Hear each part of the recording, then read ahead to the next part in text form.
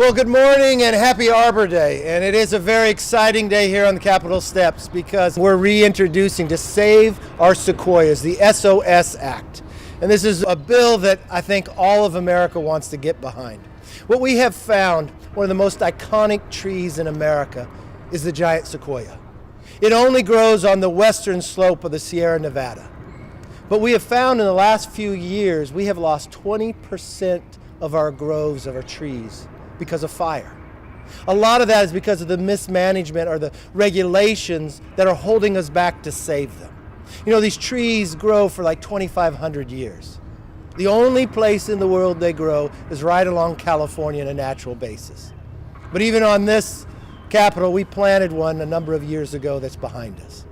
But what we found with this challenge, a number of us got together, toured the forest together, Republicans and Democrats, had the Forest Service with us, and we put our minds together of how can we get in front of this and save the trees that we have left for the next generation. And that's when we came up with Save Our Sequoias.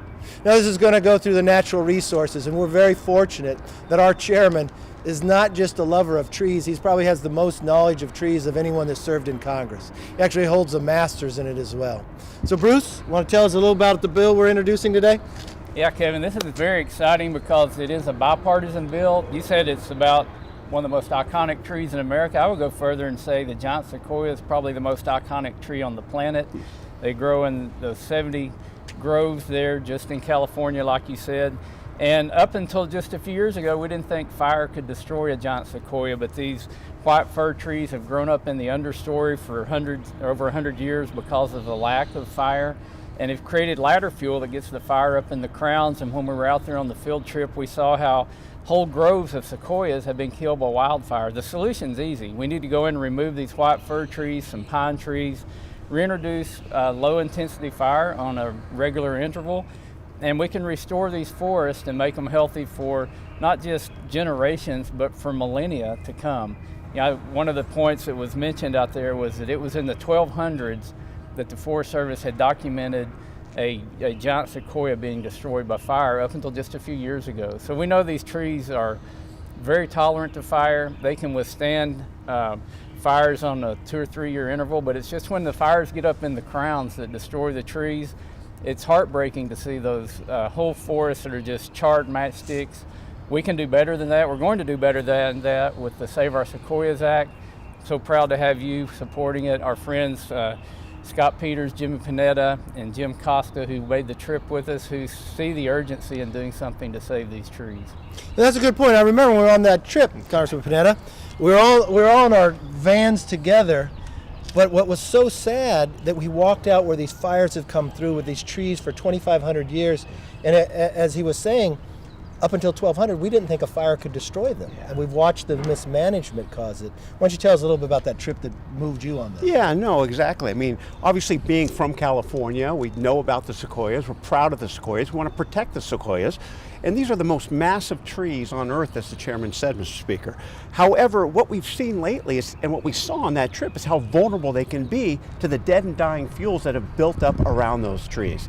That's why the Save Our Sequoias Act is such a smart, sensible, science-based, targeted, circumscribed way in which we can reduce those dead and dying fuels and make sure that people know this is not about clear cutting, this is not about deforestation, this is about stewardship. It's about making sure that we protect those trees, making sure that we prevent wildfire, and most importantly, making sure that we promote these massive, antiquated, natural wonders that we're so proud of. And so I'm proud to be on the Save Our Sequoias Act. I was proud to make that trip, and obviously proud to be here on Arbor Day to make sure that we promote and get past the Save Our Sequoias Act. Could you imagine if our generation didn't protect them for the next? Right. With 20% being wiped out with fire, you make a very good point. We're using the science to go around just in these groves to protect what you talk about so it doesn't get up into the trunks of there and kill these trees, that they could sustain it for the future. That's exactly it. Mr. McClintock, you and I are very fortunate that we're pretty much the only 2 districts in the nation that have these groves of trees. And why don't you tell us a little about the bill as well that you care about? Well, it's the same simple principle. Excess timber is going to come out of a forest in only one of two ways. Either we'll carry it out or nature will burn it out. in order to thin a forest so that it's fire resistant now costs us about 4 years of environmental studies, millions and millions of dollars, so not a lot of it gets done. When we got a categorical exclusion from these laws for the Tahoe Basin, we saw the environmental studies go from 4 years down to less than 4 months. The number of treated acreage has tripled. That same provision is in this bill to protect the sequoia groves, but frankly, we need that throughout our national forest system. Now, David, you're right next to a lot of these, and you were on that tour as well. Which was so great is being on that tour in a bipartisan way. No one was sitting picking one or the other. They watched that America is so blessed to have these. People from, when we were touring it, you had tourists who were coming just to see these trees from other countries, but how important it is to save. And you've seen the devastation of fire just in your district as others. So talk to you a little about why you enjoyed on this bill.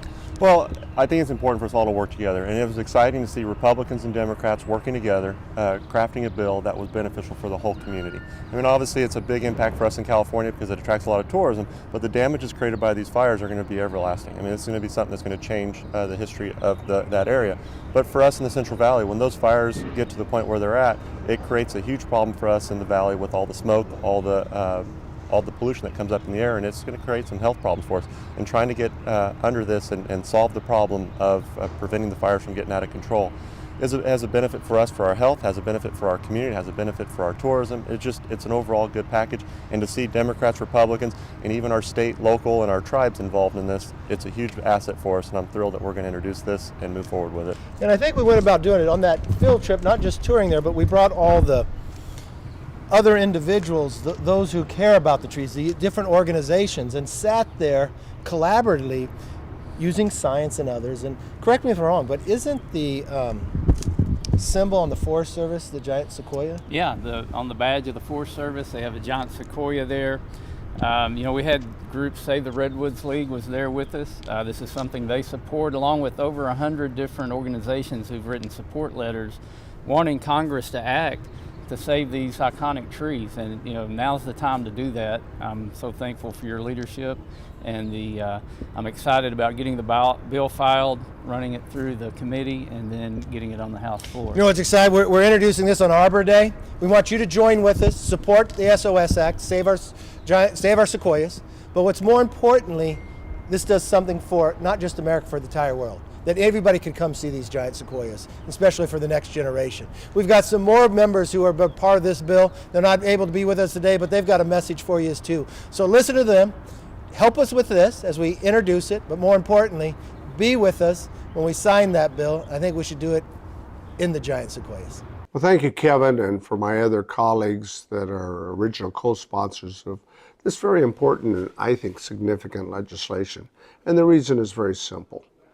The giant sequoias, the redwoods that are part of California's heritage, are really, I believe, Mother Nature's legacy and inheritance to the people of America.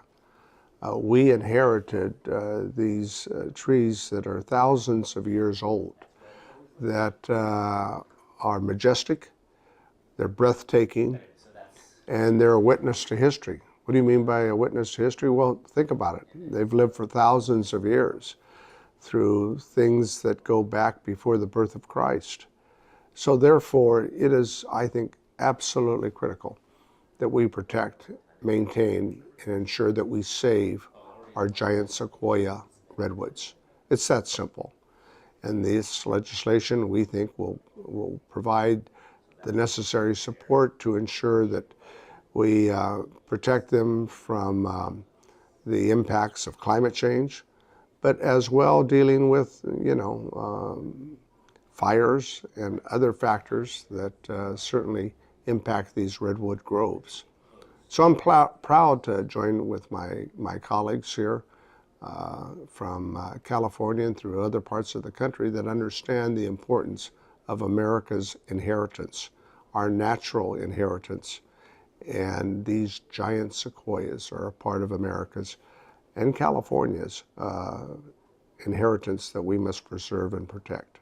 Thank you. Thank you, Mr. Speaker. I'm glad to be working with you, Chairman Westerman, and all of our bipartisan leaders to save the sequoias. And the giant sequoias are indeed facing an existential threat. While the trees can live for more than 3,000 years, catastrophic wildfires have destroyed nearly 20% of the world's population just in the last few years. Fewer than 75,000 giant sequoias remain today, and unless we intervene, we're going to lose them all. Because decades of inadequate forest management, worsening drought conditions, and rising temperatures have created an environment that is destroying these trees at an unprecedented rate. So the Save Our Sequoias Act creates a comprehensive approach to protecting giant sequoia groves against wildland fire and restoring recently burned groves. I want to thank all of the members and partner organizations in the state of California, to the Tule tribe, to Save Our Redwoods League, for coming together around this vital piece of legislation that's going to save one of California's truly great treasures.